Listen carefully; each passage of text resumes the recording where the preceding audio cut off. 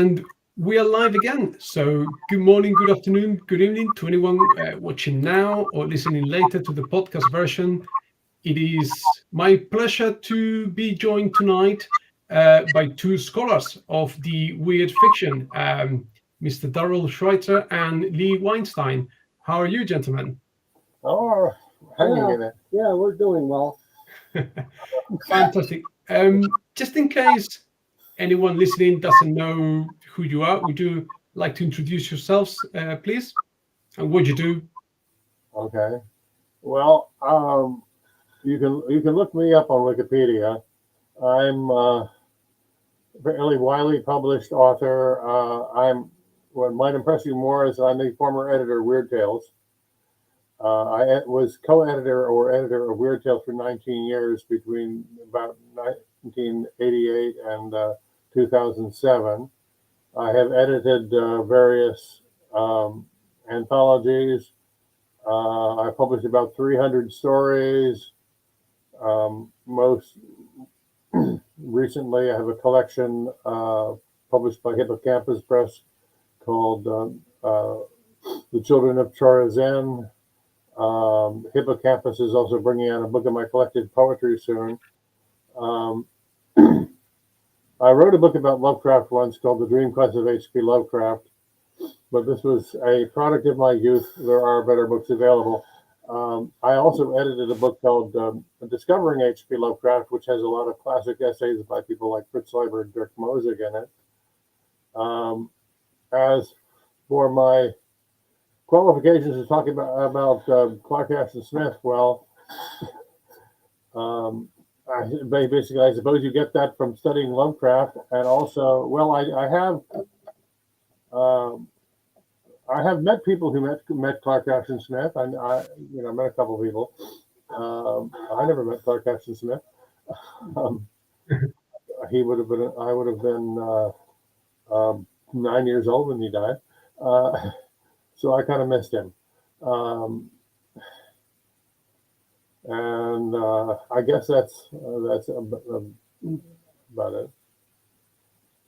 I've written books about Lord Dunsany and a certain amount of criticism and such. Really? So. Well, I'm not quite as famous as all that. I've written articles about Robert W. Chambers and King in Yellow and Charlotte Perkins Gilman and Yellow Wallpaper, Edward Lucas White and William Hope Hodgson. And I've had a few short stories here and there. And you edited a White book. Yeah, I edited a collection of Edward Lucas White's mostly unpublished or uncollected stories. Let's see, that was John Phelan that published that. Midnight House, yeah. Okay. And I've contributed to Supernatural Fiction Writers. It was a reference book. And History of Horror Through the Ages. Yeah, well, both of us have contributed to reference books. Yeah, I have to admit, when you came strongly recommended for this episode, I realized that you've got your own Wikipedia pages, so I was like, okay, these are important people. I better not mess it up today. Well, so before we start diving into the conversation proper, what are you reading at the moment? what am I reading? Well, what am I reading at the moment is, well, actually, completely unrelated to this. I was reading Three Men in a Boat by Jerome K. Jerome, which is a classic of English humor. I have also been reading submissions. I'm editing an anthology for PS Publishing called Lovecraft's Dark Dreamlands. I'm reading submissions for that. And well, we both belong to a book discussion group, and I often don't have time to read the books. So I recently didn't read Deborah Harkness's The Discovery of Witches, although I saw the television series. I read the first 100 pages. But I just scattered. I was actually reading some of Ray Bradbury's mystery stories recently. There was a volume, I think it's called Killer Come Home to Me, of the collected mystery stories of Ray Bradbury, some of which are fantastic in the sense of having fantasy elements. Well, you know how it is. We both live in houses full of books where there are more books than you can possibly read. I know, I can see that.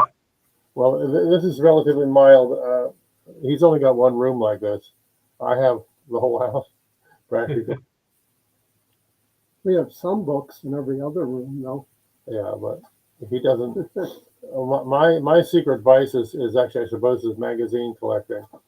The other thing I should mention I'm doing that does have to do with magazine collecting, I have a nearly complete run of Weird Tales. I have almost every issue.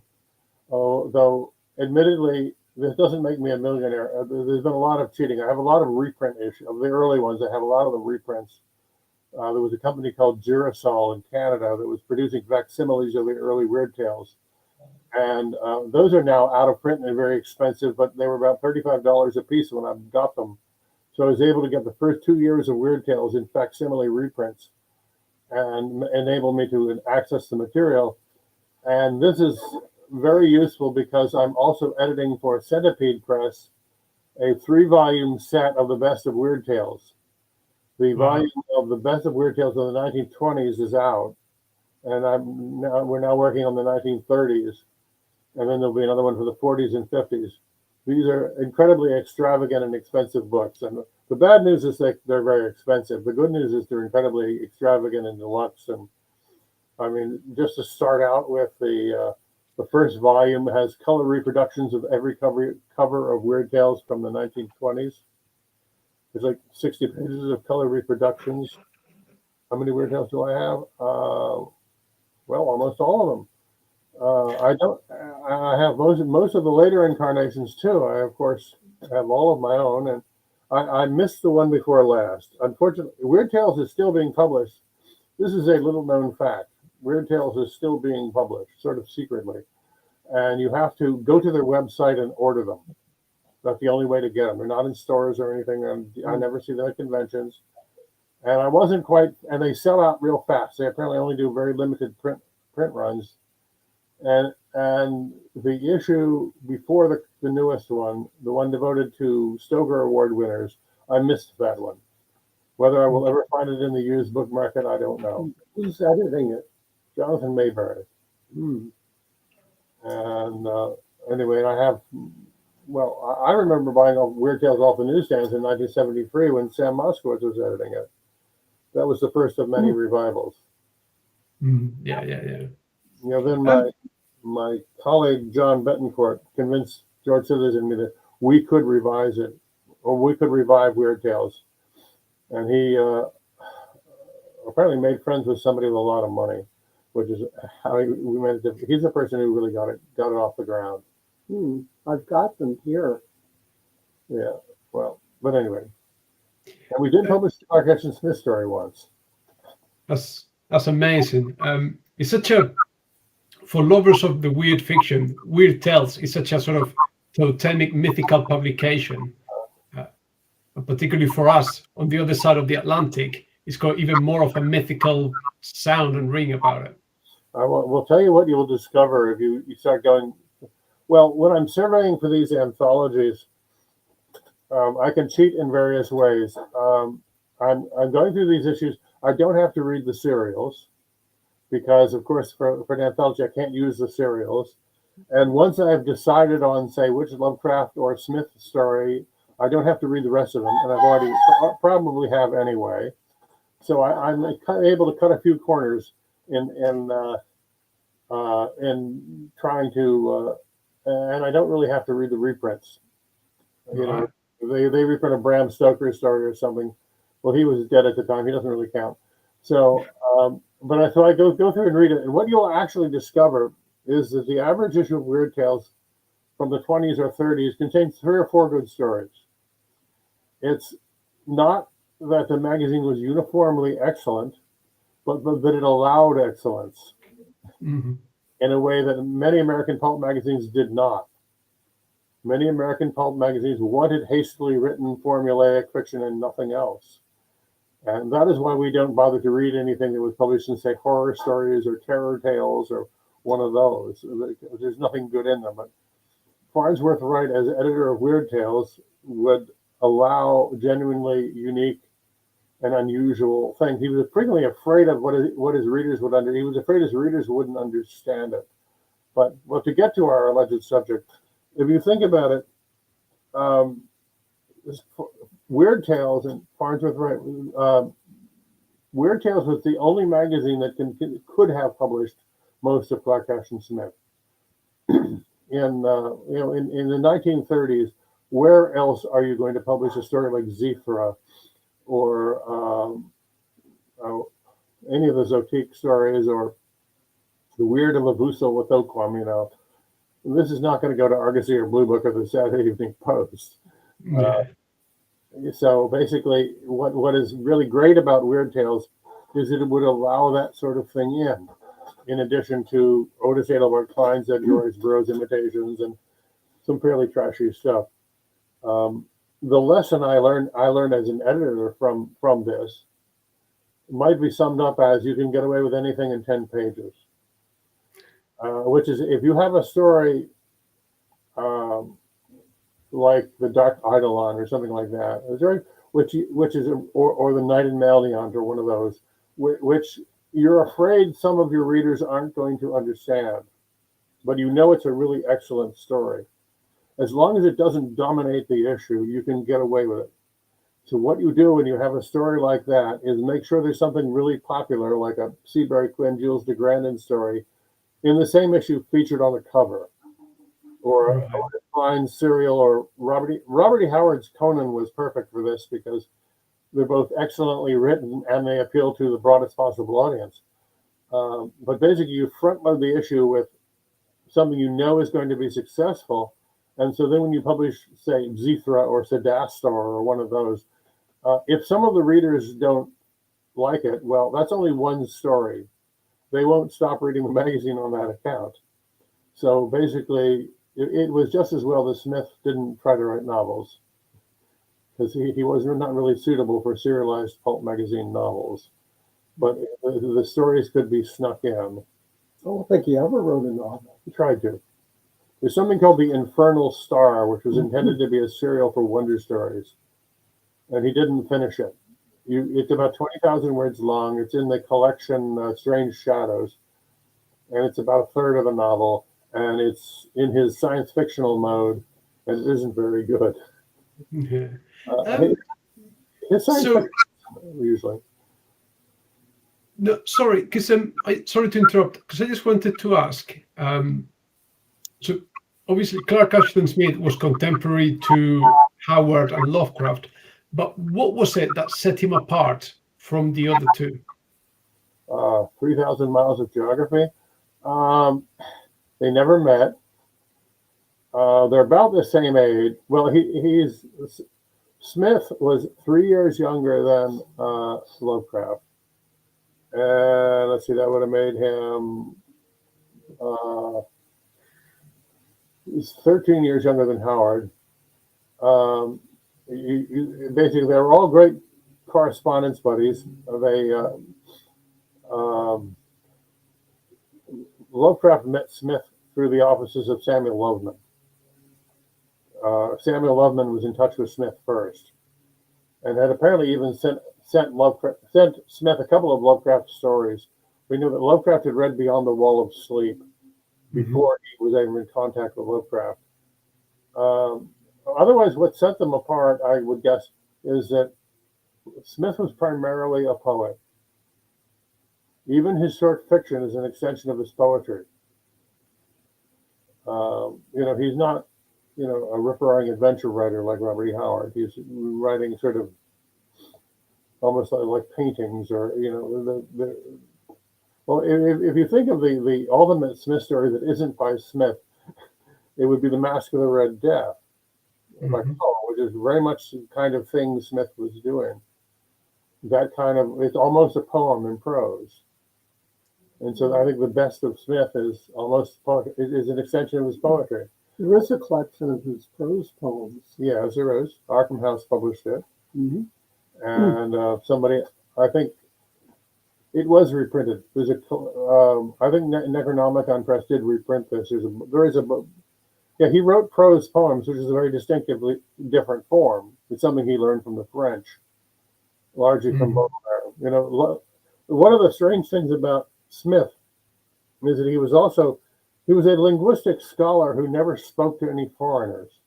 That is, he was able to read and even compose in both French and Spanish. Right. And he translated a great deal of Spanish poetry. He also, French, he translated all of Baudelaire. But he never actually spoke to a Frenchman or a Spaniard. So maybe his pronunciation was terrible, but he could read them. And he taught himself. That's very strange. And so I've got two questions about that then. Maybe, I think, did he view himself more as a poet and writing weird fiction was just a way to make money and sustain himself? Or how did that dichotomy between wanting to be a poet and writing weird fiction work? Smith was a poet all his life. He wrote most of his weird fiction in the decade of about 1929 to 1939. And he was, among other things, motivated to do so because he had two elderly parents to take care of. When they died in the late 30s, he wrote a lot less fiction. And he then took up sculpture. He also was a painter. Though I have to admit that I don't deeply admire his painting. It's primitive and it's interesting, but it's not. I don't really admire him as a graphic artist. He actually did a great deal of sculpture in later life, but he always wrote poetry. He was primarily a poet. Lovecraft early on was under the delusion that he was a poet, which is basically a good deal of Lovecraft early poetry is imitations of the 18th century stuff where it's topical and it's actually very bad. And he knew this. He knew this. He even said would be astonished if anyone could discover any possible merit in it. And then suddenly in the 20s and early 30s, Lovecraft started to blossom as a poet and wrote The Fungi from Yuggoth and a few other things. But for Lovecraft, poetry was a very minor sideline. In his mature period, when he was a young man, he wrote huge reams of poetry, most of which are not very good. Although he did write a wonderful parody of T.S. Eliot's The Wasteland. But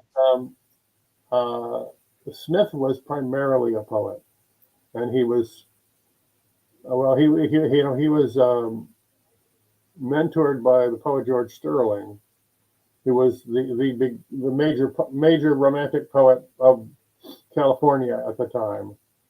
So Lovecraft was very much, Smith was very much part of a poetic scene and regarded himself as a poet, and he was heralded in the press as a poet for a few years. And then, as you know, English language poetry took a radical turn about 1915. And suddenly, Ezra Pound and T.S. Eliot and those guys took over. And they're about as far removed from what Smith wrote as is possible. And this kind of pushed Smith into obscurity. But he wrote poetry all his life. But did he see weird fiction writing as a lesser art form to his poetry? I think so. Certainly, he certainly saw his science fiction writing when he was writing. The stuff he wrote for Garnsback was largely done for the money. There are a few cases like The City of the Singing Flame is a masterful story, but most of the others really are not. Like the Captain Volmar stories were just written at the behest of the editor of Wonder Stories. They said they wanted a series about it. They wanted something sort of like Star Trek. They wanted the continuing adventures of a space crew, and Smith did his best. I think he certainly cared very much about his prose fiction, or at least the better prose fiction. He wasn't quite as humble and self-effacing as Lovecraft was. You see this from his letters. Which we have a little bit of show and tell here. Yeah. So is he considered to be a celebrity where he lived? Who? Smith? No, Smith. Well, Smith was written up in for a couple of years. He made a good news story. A teenage boy publishes a brilliant book of poetry. Local boy makes good, but Smith fell into obscurity quickly. He had 2 books published by local publishers in California, including one by the Book Club of California, which is pretty prestigious. After that, he could no longer interest anybody in publishing his poetry at all. So his next...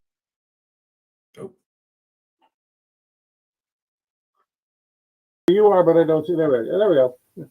Anyway, Smith, because of among other things, the radical shift in the fashion of American poetry, Smith was rapidly forgotten as a poet, I'm sorry to say.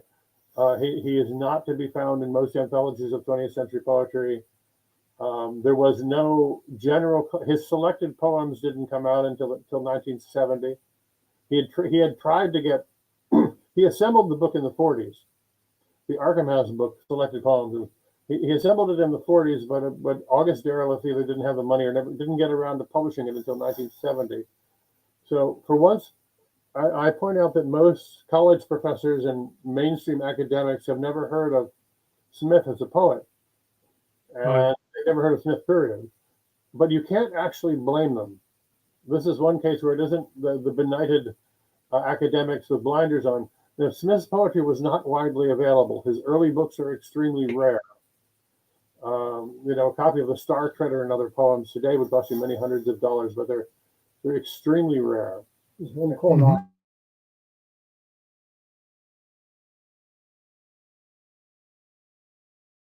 All of his, even to this day, well, Hippocampus Press, if you know about Hippocampus Press and know how to find them, they have published a 3-volume set of the collected poetry of Clark Ashton Smith, all of it, including an entire volume of his translations, which are mostly from French and Spanish. His complete translation of Baudelaire's Fleurs de Mal. So nowadays, within the last 15 years or so, if you know how to seek it out, you can find all of Smith's poetry. But it is still not widely available. There was a Penguin Classics edition of Clark Ashton Smith that Joshi edited, and it managed to get a few poems in there. Well, I think they reprinted the Hashishi or a few others, and therefore this is to get Smith in front of it. He's still not reached a wider audience. Yeah. I was mentioning by way of show and tell, an essential book for understanding all of this is this. If you can see it, where's the camera? Up here. There you go. Oh yeah. Yeah. Downward Lonely Spiral. This is the collected letters of Clark Ashton Smith and H.P. Lovecraft, published by his campus. It's a very, very thick volume. There are more letters from Lovecraft than Smith. Smith apparently saved all of his Lovecraft letters, and Lovecraft received so many letters he didn't necessarily save them all. But anyway, it's very revealing about how both of them. If you want any questions about what Smith thought about his work and what he thought about the editors, it's all in there. Okay. There's also a selected letters from Arkham House, which so basically we got a lot of letters. We got an entire volume of his. Oh yeah, this volume of Smith's letters with August Darrell has been published. A volume of his letters with George Sterling, and one with Samuel Loveman. So there are at least 4 volumes of Clark Ashton Smith letters. And oh yes, Beauvoir also were on it. There's even a documentary film about him. Are you aware of it? Whoops, let's get this right. Are you aware of this? The Emperor of Dreams. It is Right. a long documentary film about Clark, and it's quite good. It might be on YouTube. I don't think so. It's not in the public domain. I remember seeing it at one time. It who put this out? Anyway, I think you can actually buy this from Hippocampus Press, and they also did a volume of freedom called Freedom of Fantastic Things, which is a volume of edited by the late Scott Connors, who was, until he died, the top Smith scholar. And that is a volume of decades of criticism and articles about Smith. So if you know where to look, it is possible to read all of Smith and to become quite informed about him, but you have to know where to look. Okay. Yeah. I can see that. And my last question on the subject here, we're talking about the poetry, is that some people may deem Smith's language as archaic, and maybe modern readers might struggle with the language. Do you think that could be a challenge today, or is part of the appeal of his writing? Both. Okay. The problem, the problem with I'd say there is a problem, which is the problem with really rare words in a poem is that you lose the initial impact of the poem. If when you first read a poem, there is an emotional effect. If you have to stop and look up words, yep, particularly a lot of them, it's like constructing a translation in your head, and then once you know what those words are, you go back and read the poem again, and for example, in his elegy to Clark Ashton Smith's elegy to Lovecraft, that he wrote after Lovecraft's death. This is a very fine, very moving poem. And then you encounter the word nemeral, which means of the grove, as you look it up.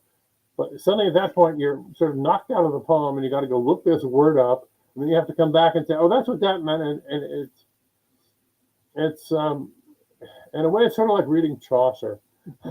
You can learn to do it. Well, or for that, well, of course, a lot of poets do this. It's like learning to read William Butler Yeats. One of his most famous poems is The Second Coming. And if anybody knows what the phrase "pern in gyre" means, meaning to turn in a circle, that's Yeats speak. If anybody knows what "pern in gyre" means, they learned it from William Butler Yeats. I think if anybody knows what nemeral means, they learned it from Clark Ashton Smith. Smith also used a lot of rare words in his prose fiction. Some people think it's overwritten, and other people think it's, gorgeous. He wanted it as a distancing effect. He said he wanted an otherworldly, distancing, exotic, aesthetic effect. It's all done intentionally for effect, and it is indeed the exact opposite of what was done in most pulp fiction. So he's a writer like Lovecraft who really didn't fit into the pulp scene, but there was nowhere else to publish him. Yeah, because he certainly, well, neither one of them wanted to write like Hemingway. Real short, simple, sort of machine gun prose. That was not what they were interested in at all. Basically, as I said, that his prose is an extension of his poetry, and his poetry has the roots in, Swinburne and Baudelaire and in Milton. So he has very deep poetic roots, but it's very classical. yeah, I get that. And just swiftly kind of moving on a little bit. So Smith wrote through these fictional cycles, Averoigne, Hyperborea, Zothique, and Poseidonis. Which one do you think best encapsulates his vision? I think the Zothique stories that's the most complete cycle that he did. Some of these other series are fairly short. Yeah, I would actually agree. Zothique is the pure essence of Smith, because after all, with that, it's at the end of time and everybody's doomed and death is upon the world soon and people still behave in a depraved fashion. This is sort of Smith's vision. Donald Sidney Fryer once said that, who is again one of the great experts of Smith, said that basically Smith is like the specter at the feast. He's not there to cheer you up. He's the aberration appears to like the Red Death. I had this debate with the publisher of Centipede Press on the question of which Smith story are we going to use in the best of Weird Tales in the 1930s, and I argued for Dark Eidolon. And he actually wanted to. He was thinking of trying to use the Colossus of Yularen, or one of the one. I think he was arguing for the end of the story. But anyway, I pointed out that vampires in medieval France is a much less imaginative concept than Zothique. Basically, Zothique is Smith at his most imaginative and his most remote. He used the phrase he wanted to be, escape from the human aquarium. This is his most remote from the here and now. It was also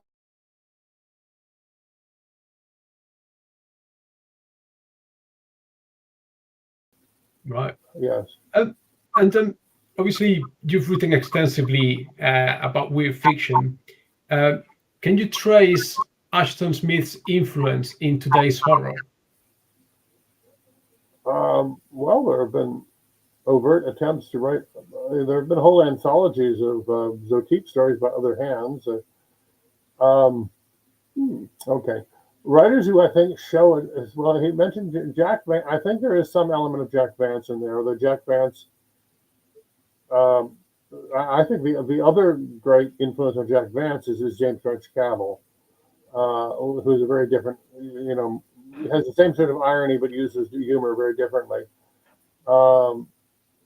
Otherwise, I say Michael Shea certainly shows Smith influence, but most of today's horror, what is published as horror, we define horror as what is published as horror. Most of today's horror, of course, is set in the present day, and is really more influenced by Stephen King.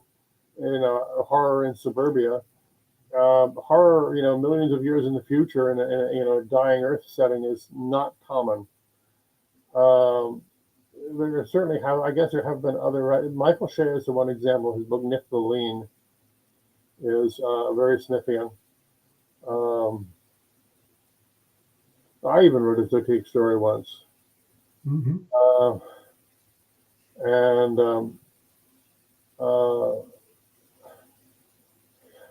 Yeah, I suppose this is the general sort of aesthetic of decadent horror. Oh, another writer who would certainly show a strong Smith influence would be Willem Pugmire, W.H. Pugmire, or Count Pugsley, as we used to call him. He certainly would emphasize the poetic and decadent aspects of Smith, and he also was sort of that same poetic scene. He was from San Francisco or the West Coast, and I think Pugmire is certainly a disciple of Smith. Otherwise, I think probably just about every well-read fantasy writer has read Smith, but so the influence is pervasive in that sense. Of course, there are many people in the field today who haven't read anything. It seems not all publishing fantasy writers are particularly well read, but the well-read ones certainly have. And if you are of a certain age, you probably discovered Smith in the Ballantine Adult Fantasy series, which was a series of paperback books that Lynn Carter edited about 1970. And they brought out some Clark Ashton. This is the first time Clark Ashton Smith was ever in paperback. And like that. Which one do you got? That's the British one, yeah. But yeah. Oh, that's a spin-off, a different thing. That's a there's a British firm called Neville Spearman that did hardcover. Yeah, we got some of those. The Neville Spearman hardcovers were reprints of the original Archivist books, and then there's that paperback you just showed us. Those are actually those are reprints of the Neville Spearman books, but the Carter edited books were original collections. He did it, and he did a Hyperborea. He was going to do an Averoigne. By the way, I am told, no, I do not speak French, much less medieval French, but I am told that the name it's pronounced Averoigne. Averoigne. Okay. That is not modern French. It is medieval French. Right. I'm not in a position to say if that's true or not, but I've been told that. And I know a lot of Smith scholars pronounce it as Averoigne. Averoigne. So okay. You just, if you know how to spell it, this is what we're talking about. So yeah. Lynn Carter divided them up according to the background. So there's Zothique and Hyperborea. Oh yeah. Poseidonus. Uh-huh. There was also one called Zakar. Yeah. The bad news is they didn't sell.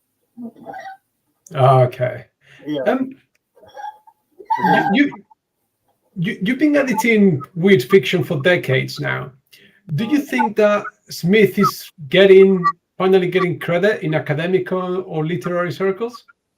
Well, it's getting. Well, I don't have much contact with academic circles nowadays. But I have there are certainly there are critics and there are people who are aware of Smith. As I mentioned, well, there are these various books. There are 4 volumes of his letters available, and there's a book of books about him available. There will soon be a biography. Whether these will break out and become known to the academics, I don't know. I think if you went to the English department of a typical college nowadays and asked about Clark Ashton Smith, they wouldn't know what you're talking about. Professors tend to be pretty conservative and stick to the established canon. Mm-hmm. And when I was in college, they'd never heard of Lovecraft. Yeah. If they had heard of Lord Dunsany, they had only heard him as a figure of the Irish Renaissance, mostly as a playwright. And something that you can find very amusing is I remember I once used the word eldritch in an essay, and I sent a professor to the dictionary. Really? I think it's probably the first word. I told him, yes, that's a real word. Trust me, look it up. And he did, and it was, but that's almost a word that is only if somebody uses the word eldritch, they are a weird fiction fan, because that's probably the place it circulates. I have noticed that Lovecraft, particularly Lovecraft, but also Smith, they've had a certain impact on the language. A very silly example. Well, Squamous. How do you pronounce that? Okay, now, if you're a Lovecraftian, you're going to say squamous. Squamous, yeah. If you're a medical doctor, you're going to say squamous. I've actually really noticed that. I was actually at a dermatologist yesterday, and I overheard her use the word squamous, but in Lovecraftian say squamous. Yeah, horrors have to be eldritch, and the moon has to be gibbous, isn't it? Well, that helps. And a bit of gibbering and a bit of shambling and all that is very good, How about Ichor? Ichor, Ichor, absolutely. Fantasy cliche, although ultimately it comes from a Homeric scholar would know that word, because ultimately Ichor is what the gods have instead of blood. Oh. And it's therefore sort of a divine substance. But now it drips out of eldritch monstrosities after Conan has chopped a couple tentacles off. But I always thought it was something like pus. No, it's basically it's blood, but it's blood that isn't ordinary blood, and it only is the blood of the gods. Mhm. Originally, I think it's become degraded over the years. The quality of ichor has definitely fallen off over the centuries. Uh, Yeah. but yeah, there are a lot of phrases that Lovecraft is. There are a lot of words actually that Lovecraft has kept alive in the language. I Yeah. really think nobody would use the word eldritch without him. Yeah, absolutely. Absolutely. Just to get back a little bit on Smith, the person, he lived a lot of his life in isolation in California. How do you two think that shaped his worldview and creative process? Well, it didn't make him a social writer. Uh, Probably just as well. And maybe that's why he created his own worlds in the prose fiction. Yeah. It's a bit like echoes of Howard as well, isn't it? Living in Texas, sort of fairly isolated as well. Although Howard was fairly isolated, Howard was intensely aware of history. And I think Howard, you read Howard's letters, which of course are copiously available. Howard was much more interested in politics and contemporary events than Smith was. Smith very much is sort of the ivory tower wizard on a hilltop. He did have some friends. He didn't even really he mostly did live in an isolated cabin. He came into town occasionally, but he was not used to cities. He'd been to San Francisco a few times. That was about it.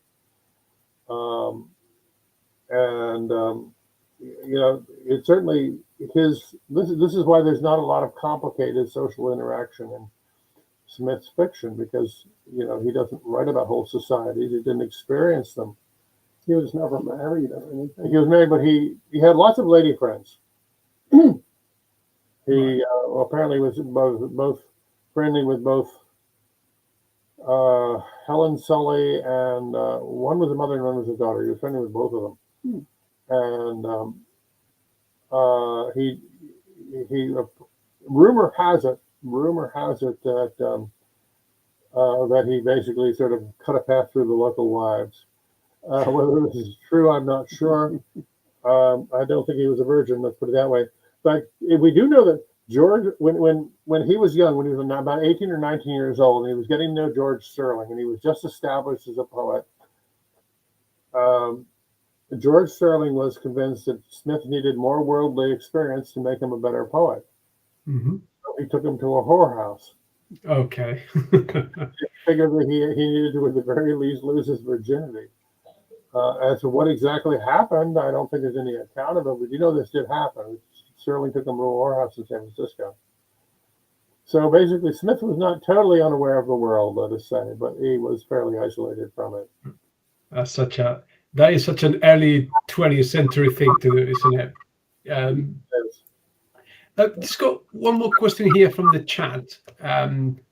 Whether Smith actually met with Fritz Leiber. I think so. Actually, a lot of people, you see a lot of photos of Smith with various famous people, usually from the 40s. He certainly received guests. I particularly remember, I remember seeing a photo of Smith and Smith, E. Hoffman Price, and Henry Kuttner are there. A lot of people, it almost became a rite of passage for weird fictionists around 1940 to make a pilgrimage to go visit Clark Ashton Smith. So he did meet some people. They came to see him. Right. And of course, as you know, Lovecraft was very widely traveled within budgetary limitations. Mm-hmm.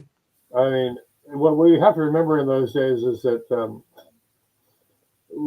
transcontinental travel was very expensive and difficult. If you were going to go from, say, Rhode Island to California, it would take about 3 or 4 days on a bus or a train, and it was expensive. Mm-hmm. But Lovecraft went as far north as Quebec at least twice. He went to Florida. He went all up and down the East Coast. He was very fond of Charleston, South Carolina. He stayed for a month at a time with Robert Barlow in Florida. At one point, he wanted to go to Cuba, but didn't have the money. he got as far south as so basically Lovecraft's travels are as far north as Quebec, as far west as Cleveland, and as far south as the Florida Keys. That's like the whole eastern third of the country. So he was actually, of this circle, the most widely traveled. And he managed to do it, surviving on a packet of crackers and sleeping in a bus. He managed to do it really cheaply because he's very poor. Mm-hmm. Howard never, Howard went to New Orleans once, but I don't think he ever got out of Texas. And Smith never left California. Right. And so from your perspective, both of you, for someone new to Smith's work, where would you recommend they start?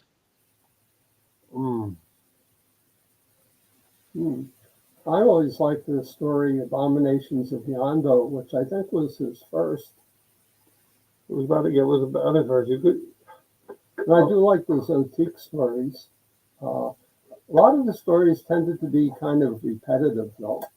Well, yeah, if you were to make a selection of the best of Smith, just name, there isn't any one. Well, if you had the original, the book, Out of Space and Time, that would be a good place to start because that was Smith's selection of his best work, his first Arkham House book. Now, if you're going to be fussy, you probably aren't. When you're starting, you're not going to be fussy about the text.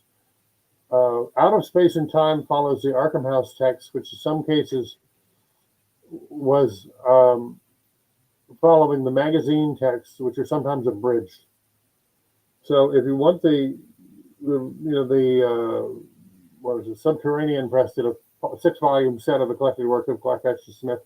That is where you get the definitive versions of everything. But for stories, I guess I would recommend. Well, we both mentioned the City of the Singing Flame, Zithra, the Weird of Babusa with Oquam. Let me think. Basically several more of the Zothique stories. I've also quite liked some of the Averoigne, End of the Story and the Colossus of Yulorn in particular. And an obscure one, The Tale of Sir John Mandeville, which is a remarkable production in its own right. Also, Sedastor, Night and Malneont. You just have to pick stories. The advantage of the Out of Space and Time collection is that Smith picked the stories. I see. Okay. Yeah, because the Subterranean Press, or was it Subterranean? I think it was. The 6-volume set of Smith stories is basically chronological. Okay. And but a selection of Clark Ashton Smith says this is my best Out of Space and Time. And what do you think he will make of the? Or do you think there is a resurgence in cosmic horror? And what would Smith think about it? What would he make about it? Well, there's sort of a resurgence, but it's mostly at the small press level. If you walk into an American bookstore, you're not going to find a lot of, you'll find Stephen King and some of his imitators. The horror is coming back a little bit. There was a time when the horror section in the bookstore just plain disappeared. There was a publishing cycle of starting in the late 60s of an enormous flood of horror fiction until there was vast numbers of bestsellers. And then there were vast numbers of very bad material, and then it all collapsed. Mm-hmm. And if you walked into a bookstore now, could you find anything by Smith? No. Yeah, that's the problem. If you walk into a bookstore now, well, you might find that one Penguin volume, but it's several years old. Yeah. You probably wouldn't. If you walk into a bookstore now, you would probably not be able to discover that Smith ever existed. You have to discover the small press. Once you've discovered Hippocampus Press and Subterranean and people like that, then the entire body of Smith's work, including much of his correspondence, is available. What was in the Penguin volume? The Penguin volume is a selection of stories and some poems. It's edited by S.T. Joshi. It's in the Penguin Classics line. Joshi made a point of getting various important weird fiction writers into Penguin. Penguin Classics is a very prestigious imprint. This is where great classics of world literature appear. And S.T. Joshi managed to persuade them to do a whole bunch of weird fiction volumes. So they did do a Lovecraft. They did, I think, 3 volumes of Lovecraft annotated. They did a volume of Clark Ashton Smith. They did one of Algernon Blackwood, one of Arthur Machen, and the only living author in Penguin weird fictionist. The only living author in Penguin Classics is Thomas Ligotti. Right. So anyway, if you were to discover Smith, you might be find him that way. I think the way a new reader would discover Smith probably by hearing about him online, or maybe finding something in an anthology. But it's unfortunate that Smith is still not a household name. Would you say he's a cult author? Yes. Yeah, he's very much of a cult author. Lovecraft is a household name. But would you say, because the way I stumbled first into Lovecraft through the Call of Cthulhu RPG game, and then you start reading Lovecraft, and then Lovecraft's body of work goes only so far, and you are left wanting for more. So then you start sort of digging around adjacent authors, and maybe that's how you hear about Clark Ashton Smith. It's the way you. Without William Shakespeare, I don't know if anybody would have heard of any of the Elizabethan playwrights. When you study Shakespeare, and then you learn about Marlowe and Beaumont and Fletcher and the whole lot. Basically, it's the influence of Shakespeare that is keeping that whole scene alive. And I think it's the influence of Lovecraft that is keeping the entire scene alive. Probably the only weird fiction. Well, Robert E. Howard is certainly, I think, self-sustaining. Robert E. Howard would be popular if Lovecraft had never existed. And M.R. James is holding his own. But that's about it. Otherwise, most readers will start with Lovecraft, who is the most visible and available. And you mentioned you found him through games, Well, if you, there are any number of ways you can find him. The late David Hartwell commented that his children knew the difference between an old one and a shuggoff before they could even read, and the reason was it was from their stuffed toys. Yeah. We gave some very small children. They had Lovecraftian toys when they were very small, and if you go Google the word Cthulhu, you'll find like 100,000 hits. With t-shirts, jewelry, and everything. So he's completely conquered the popular culture all over the world. I've even heard about recently a translation of the fungi from Yaga in Korean. Because why not? Well, first of all, what do the Korean readers even make of sonnets, much less Lovecraft sonnets? I don't know how it fits into their traditions at all. But there it is. And Bob Eggleton, the artist, the Godzilla artist, mentions that whenever he goes to Japan, they say, "Oh, you're from Providence, Lovecraft."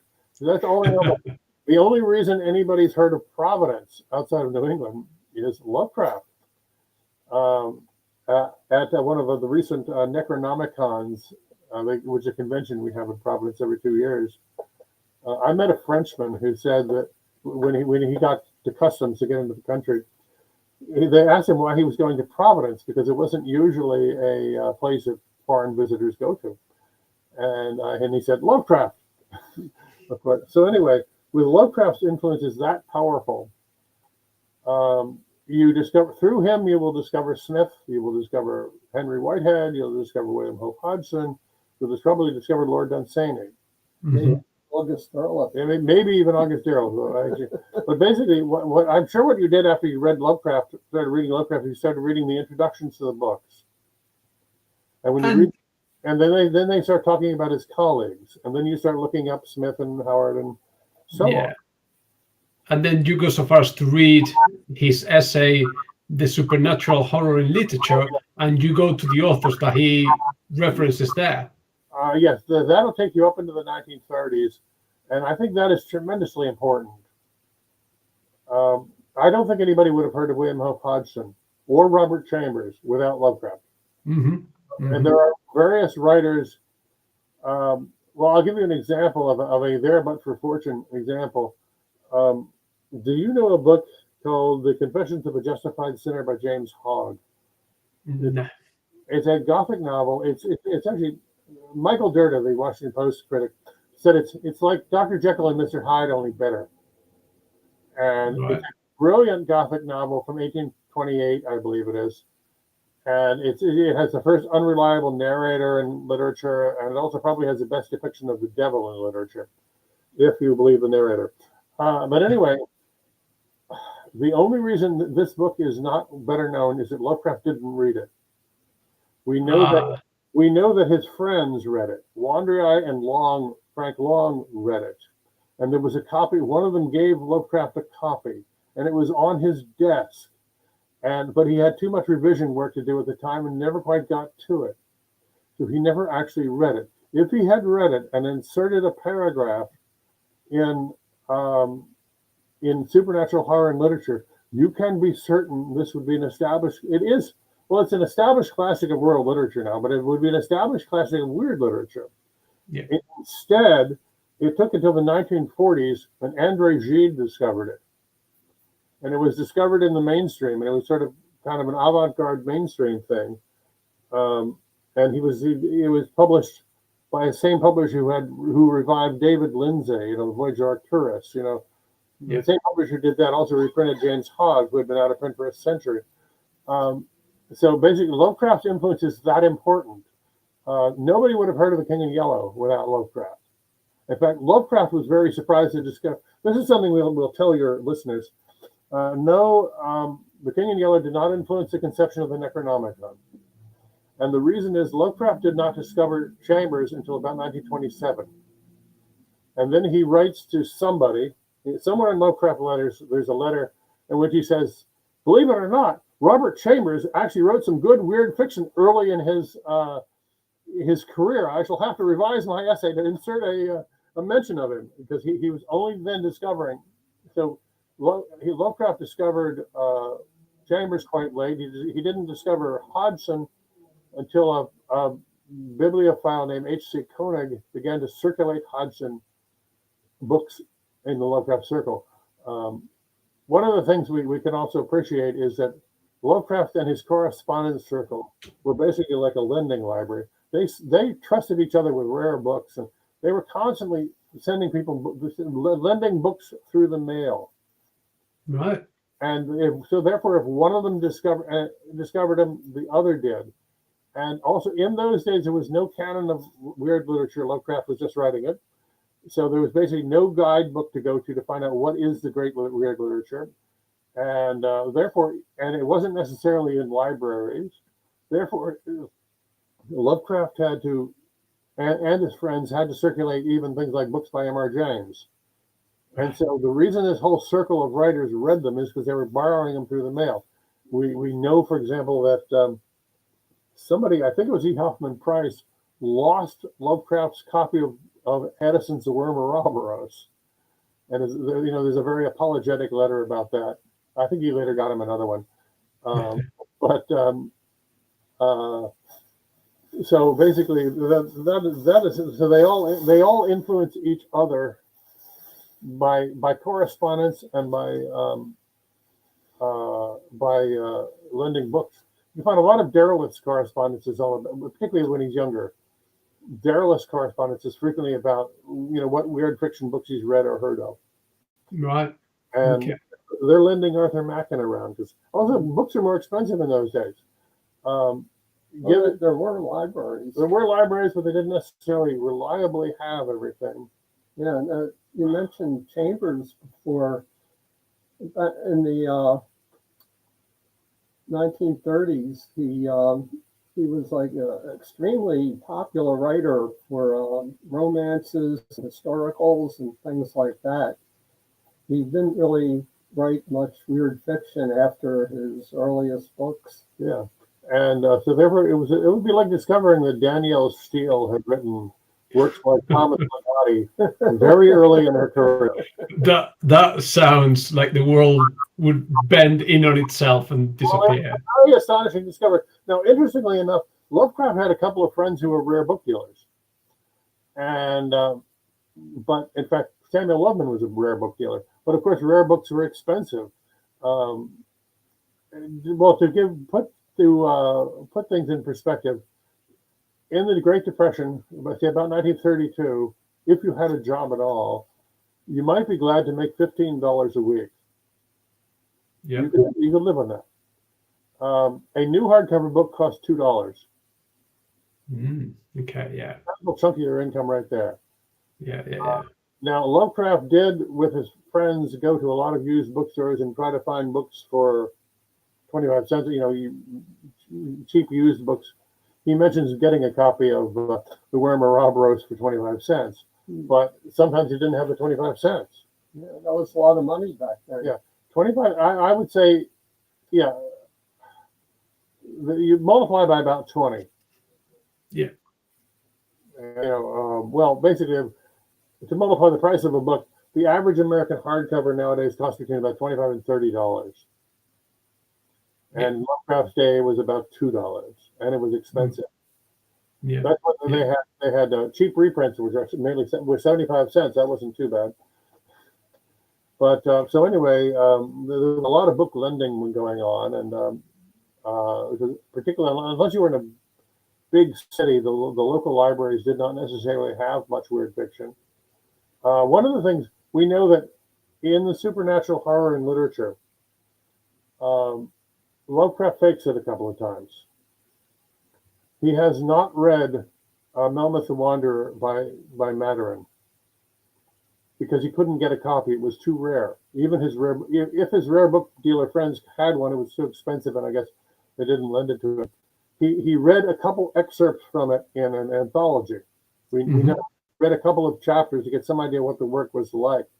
But the book was I think quite late in life somebody gave him a copy, but when he was writing that essay, he did not have access to a copy, and he had access to the New York Public Library. He spent whole days in the New York Public Library. For example, he spent an entire day in the New York Public Library reading the works of E.T.A. Hoffman, but he couldn't get Maturin. Wonder if he ran into Charles Fort there. No, I don't know. But anyway, so basically, books were not as, you couldn't very well buy them on the internet. Books were not as freely available. There were fewer guides. So basically, if you got into the circle of Lovecraft and Smith's correspondence, it was a great education. Okay, yeah. I mean, that's one future podcast episode that I'm trying to put together. Is specifically talking about the Lovecraft circle and everything that was involved in there. Yeah. Okay. Yeah. One final question, sorry, because tomorrow, I mean, it's getting to evening time for me, and I've got the kids and everything. But just one final question, if you will humor me, is something that I have sort of come to conclude, and I'm just looking for confirmation bias. I think that the short story format is the natural habitat of horror. That anything, you cannot write a horror book by definition. You cannot have a horror story that lasts 300, 400, or 700 pages in some cases. What's your take on that? Yeah, I would tend to agree mostly, although William Hope Hodgson was able to create an atmosphere of horror over novel length. It was unusual. Even Lovecraft, his longest stories were really long novellas. Well, I would point out that Dracula is pretty good. in general, certainly for much of the 19th and early 20th century, you're right, or at least up to about the length of the novella. Maybe the ideal horror for the horror story is the medium length novelette, something like the Dunwich Horror. Yes. But certainly the horror boom we've extended, ever since Rosemary's Baby and Stephen King. It's a flood of long novels, some of which are successful, some of which are not. They certainly the writers that became popular in like the last 50 years have certainly proved that horror novels are distinctly possible. Ramsey Campbell is doing quite well at them. There's an example of a writer who's not a trash writer, not a formula. Stephen King can be very good at times. Shirley Jackson's Haunting of Hill House is relatively short, but it's a novel. It can be done. It's harder to do, but it can be done. Yeah, but this is a point of contention for me that my listeners know full well, is that I don't think Stephen King is a horror writer. I think he may write kind of supernatural, weird stuff, but it's not horror until you get to his short stories. I will grant you that I read when I read The Shining, I realized he didn't deliver a genuine scare until about page 300. It was an involving story. It's a gripping. That's one of his better books. It's a gripping story, but he didn't actually deliver a genuine scare until you get to the dead lady in the bathtub. It's about page 300. But there are successful horror novels, and the one writer today who I would say is most consistently producing them is Ramsey Campbell. Hey, you just disappeared.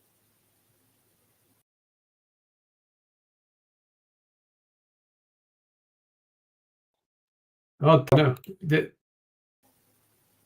internet gods just kicked us both out. But you were saying that the one author that really the one author who has really successfully produced horror novels on a regular basis of extremely high quality is Ramsey Campbell.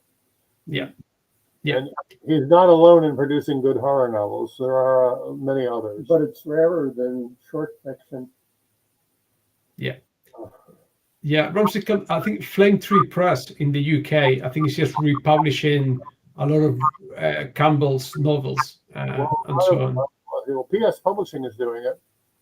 PS Publishing is producing lots of also a lot of original Campbell collections. They have an imprint called Drugstore Indian Press, which is also PS, and they have published 4 or 5 Campbell collections and several of his novels. But Campbell recently produced a trilogy of novels based on the Cthulhu mythos. I forget the titles right now, but he's still producing quite prolifically. Yeah. And it's also a little known fact that PS Publishing has published a book by Ramsey Campbell about the Three Stooges. It's called Six Stooges and Counting. I kid you not. Right. But you just look at what's published, and there are other very good horror novelists. The horror novel is distinctly possible. That's what I think we have to say. Enough people have proven that it's possible, that it is definitely possible. Well, actually, Lovecraft in his supernatural fiction, his essay, he mentions a number of novels by different people. One's called A Place Called Dagon, and one's called Strange Harbor. There's a Cold Harbor. Cold Harbor. Well, yeah. I mean, I read a lot of them years ago, and they're okay, but they, I don't think they really came up to really being that scary. But after the horror boom of roughly 1970 and onward, there were enough. Well, there was also Peter Stroud didn't do badly either. Yeah, that's true. But I think it's more. It's not the norm. I think the short story is more the natural habitat. Yeah, the short story of the novelette, I think it is too. But the novels are common enough as to no longer be Greek occurrences. All right. Gentlemen, I'm so really sorry to have to end it here because I've had a whale of a time and I could carry on talking not talking, just listening to the two of you for much longer. Unfortunately, family commitments prevent me from doing so. Okay. Hey, if you do the Lovecraft Circle one, you might get in touch again. Oh, I would love to. I'm just trying to get the different people that I've interviewed over the episodes, just to have like a wider panel type Yeah, you might episode. also, you might want to get Peter Cannon to talk about Frank Belknap Long. Well, He knew Long rather well. If you can make the connection like the St. Joshua one, I'll be delighted. It'll be a blast. We used to know Frank Long. Oh yeah, I have met a few members of the Lovecraft Circle over the years. I mean, it's not all that long ago that there were people who knew Lovecraft were still alive. We knew Fritz Leiber, who corresponded with Lovecraft, because a lot of people corresponded with Lovecraft. Yeah. And a lot of Lovecraft's correspondents were alive until Donald Walheim, for example. Robert Bloch. We meet all these people at conventions, so I never met E. Hoffman Price, but I can remember when he was still around and I was working for a magazine and bought a story from him, so we sort of did business with him once. So basically, and I've certainly met a couple of people who met Clark Ashton Smith. So, the connections are there. Fantastic. I feel like I'm talking to horror royalty here today. No, you're talking to horror hangers on. We're the people who knew the important people. Hey, just as good.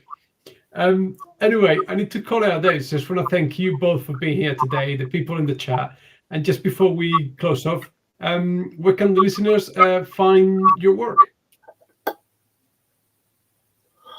Well, a lot of my recent essays, not necessarily about weird fiction, are on File 770, which is online and accessible to anyone. Well, also, some of them are on his website. As for where to find my work, well, one answer, the easy answer is see me on eBay, because I have virtually everything on eBay. One of the things that happens to authors over the years is that every time one of your publishers goes out of business or something, they call you up and say, we have to dump these books in a landfill unless you buy them. And so you end up with a garage full of books. That happened to me. Cadogan and Bremer was apparently going out of business, and they told me they had to close out their storage unit, and so there were many crates of my Lovecraftian collection, Awaiting Strange Gods, and in order to save them from destruction, I bought 13 crates of them, which means I've got about 400 copies. That will last me more than a lifetime. This has been going on. This has happened over and over again. So anyway, I have virtually everything. Otherwise, you can look me up we'll go to Hippocampus Press and you can find my collection there. Otherwise, you can go to Amazon, you probably find a good deal of my stuff. Basically, I'm actually in the curious situation where virtually every book I have ever published is available somewhere. Okay. Usually from me. I am not sure if my collection, Tom of Bedlam's Night Out, was published by Paul Ganley in 1985. I'm not sure if he still has copies, but I do. I ended up in the possession of most of the stock again. So they're available. My books are relatively easy to find. Brilliant. All right. So, gentlemen, thank you so much for being here today. It's been an absolute pleasure. And I hope you have a wonderful afternoon. Okay. Thanks for doing this. Thank you. Absolutely my pleasure. And to everyone else that was watching or listening later, take care and we'll see you soon. Bye. All right.